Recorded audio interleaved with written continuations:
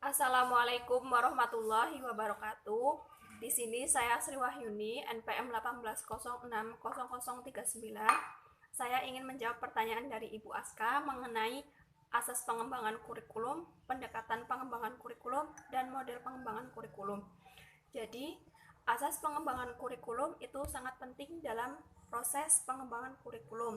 Contohnya di sini ada ada 4 asas. Yang pertama adanya asas filosofis. Dalam asas filosofis ini, penyusunan kurikulum hendaknya berdasarkan terarah pada filsafah bangsa yang dianut dengan prinsip ajaran filsafah yang dianut. Jadi, filosofi ini merupakan suatu kearifan. Jadi, dalam proses penyusunan kurikulum di Indonesia harus diajukannya filsafah pendidikan Pancasila.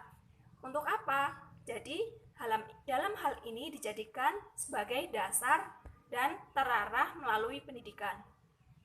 Kemudian ada asas psikologi. Asas psikologi ini mengacu pada hal-hal yang bersifat psikolog, seperti aspek ketakwaan, kemudian aspek cipta, kemudian aspek rasa, kemudian aspek karsa, kemudian aspek karya, kemudian aspek kesehatan, aspek sosial, dan aspek karya. Jadi, yang pertama itu adanya aspek ketakwaan. Dalam pengembangan kurikulum, aspek ketakwaan itu sangat penting. Contohnya kelompok bidang agama. Kemudian aspek cipta. Aspek cipta ini yang meliputi bidang studi, kemudian sosial dan bahasa dan filsafah. Kemudian aspek rasa, aspek yang dikembangkan dalam bidang studi seni. Kemudian aspek karsa dikembangkan dalam kelompok bidang etika. Kemudian aspek karya dikembangkan dalam bakat. Kemudian aspek kesehatan dalam bidang kesehatan.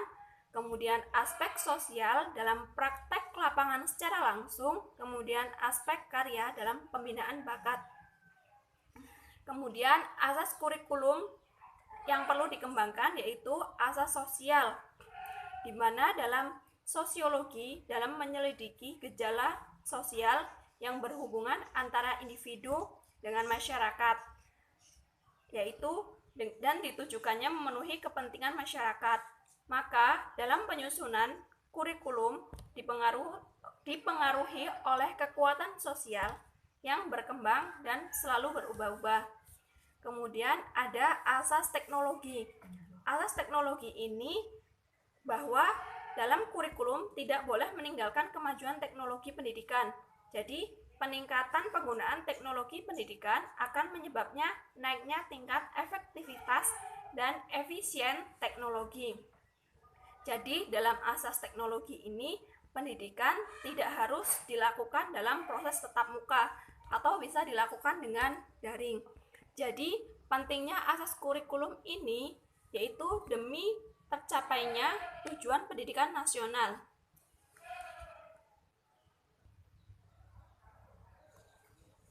Kemudian, kenapa model-model pengembangan kurikulum itu sangat penting dilakukan?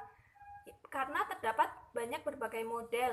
Ada model administratif, kemudian model grassroots model, kemudian demonstrasi model, kemudian sistem model, kemudian inverted model, kemudian Rogers International Relation model, kemudian systematic action model. Jadi, dalam pengembangan kurikulum, model ini sangat penting. Contohnya dalam model the demonstrasi model. Dalam model the demonstrasi model ini dikembangkan inovasi kurikulum dalam skala kecil.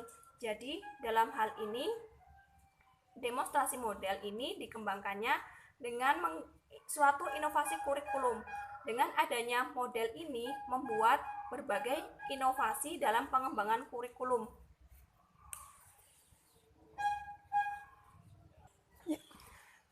Lalu, kenapa pentingnya pendekatan pengembangan kurikulum?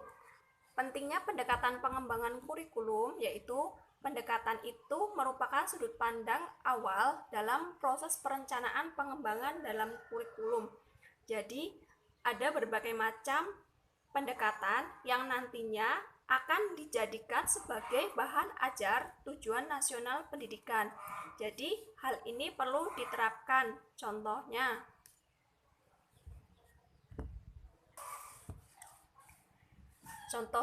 dalam pendekatan itu, pendekatan lebih menekankan usaha berbagai langkah-langkah.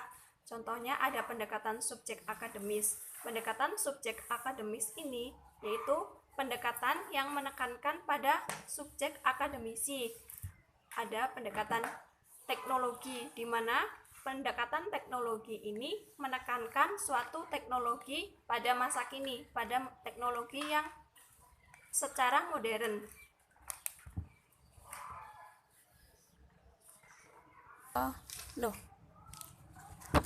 Jadi, pentingnya asas pendekatan model pengembangan kurikulum. Dengan diadakannya pengembangan kurikulum, maka diharapkan dapat meningkatkan suatu kualitas pendidikan yang lebih baik.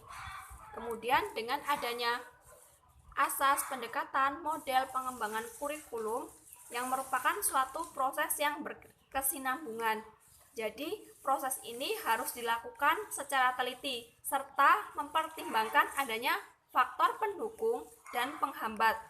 Karena apabila perubahan kurikulum tidak mengarah pada tujuan, maka dapat menitik beratkan suatu kekecewaan.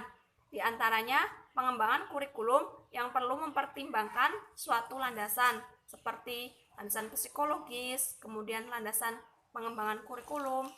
Terima kasih. Saya akhiri. Wallahumma fiq ila aqwamit thoriq. Wassalamualaikum warahmatullahi wabarakatuh.